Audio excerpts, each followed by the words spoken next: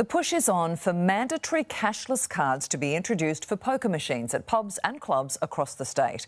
Campaigners believe it will help rein in problem gambling, with Queenslanders losing a record amount of money to pokies.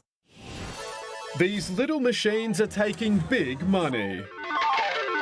Figures are horrendous. Queensland players have lost $3.5 billion to gaming machines in the past year, equal to more than $9.5 million a day. It makes us sick to the stomach when we think of the misery that loss and that massive figure underlines in terms of the impact on families. The billions were lost in about 41,000 pokies across the state, and that's only machines in clubs and pubs, not in casinos, with losses jumping 46% since the pandemic. The new data also shows that areas with some of the lowest median household incomes are losing the most, like in Logan, Lockyer Valley and Ipswich. The gambling industry is predatory, and it targets low-income households in many cases, people that can least afford to lose this money. Critics say mandatory electronic gaming cards could prevent patrons losing more than they bargained for. The carded play is a simple system where people just have to identify themselves first,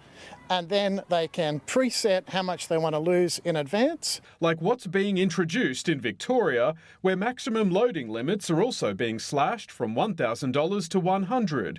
Once they reach that limit, it might be $100 a week, then they're locked out of playing until that next week. And there's a push in New South Wales for carded play in the coming years after a trial. This is people's choice. People should be able to choose how they spend their money. Queensland's Attorney-General says the findings from interstate will be considered before any changes are made. Josh Bavis, 9 News.